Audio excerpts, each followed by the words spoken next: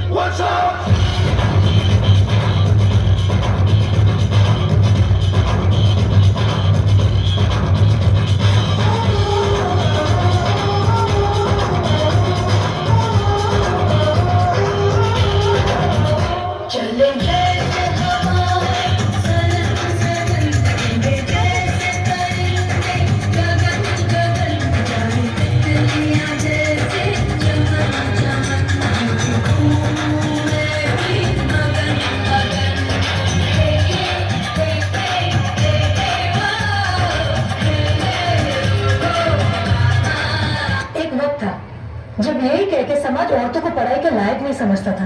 आज भी ज्यादातर लोग यही समझते हैं। और बाय द वे, आप किस बराबरी की बात कर रहे हैं सर? आपको क्या लगता है कि कुछ औरतों ने लिख कर क्या लिया, उनकी और मर्दों की जिंदगी एक बराबर है? क्या जानते क्या है आप औरत होने के बारे में? हर कदम पर ऐसे सवाल पड़ते हैं जो एक आदमी कभी सोच भी नहीं सकता।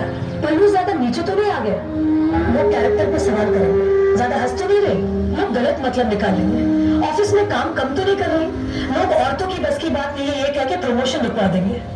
काम से घर जाके सबके लिए खाना बनाना पड़ेगा, क्योंकि भले घर में काम दोनों करें, खाना तो सब औरत ही बनाएगी। आदमी रात भर काम करे तो घर वाले कहते हैं कितना काम करना पड़ता है बेचारे। औरत रात भर काम करे, ऐसा कौन सा काम आ गया जो रात भर करना पड़ता है? इसके अलावा हमें रोज ऐसी चीजों के बारे में सोचना पड़ता है जो सिर्फ और सिर्फ एक औरत ही समझ सकती है। ब्रा का स्ट्रैप तो नहीं दिख रहा, वो जो तब से घूर रहा है कुछ उल्टा सीधा तो नहीं करेगा? सर, भीड़ में कोई भी मर्द हमें जब चाहे जहाँ चाहे छू सकता है, क्योंकि जब औरत पब्लिक प्लेस में होती है तो वह पब्लिक प्रॉपर्टी बन जाती है। बसेस में औरतों की सीट्स रिजर्व है, इससे मर्दों को तकलीफ है। कहते हैं बराबरी भी चाहिए और रिजर्वेशन भी।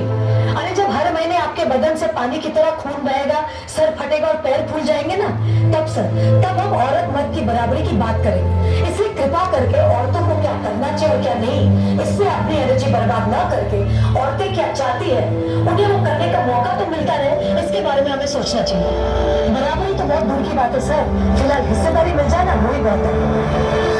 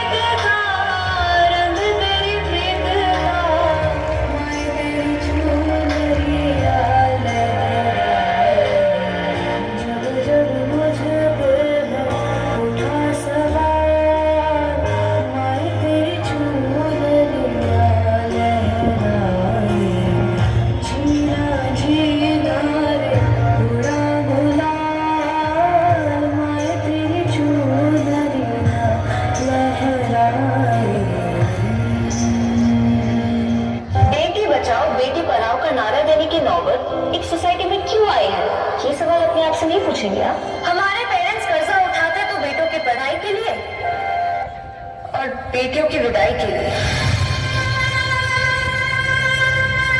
हमारी सोसाइटी में आज्ञाकारी सबसे बड़ा टाइटल है जो एक औरत को मिलता है, बहू हो या बेटी, क्योंकि उसे सिर्फ और सिर्फ एक आदमी का कहना मानना होता है।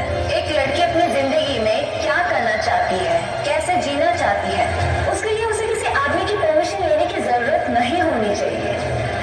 उस दिन जेंडर इक्वालिटी होगी। मेरी पहचान मैं हूँ।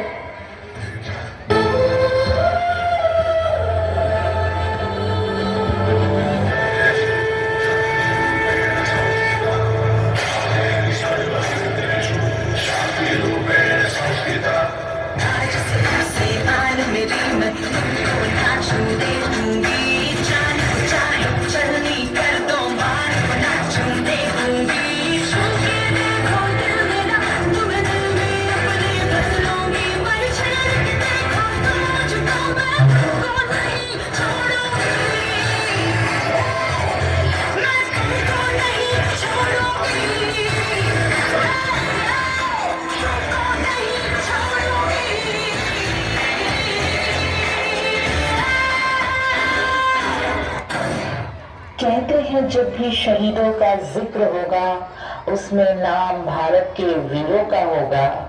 कर रही हूँ अपने आप को उस दिन के लिए तैयार जिस दिन इन वीरों में मेरा भी नाम होगा।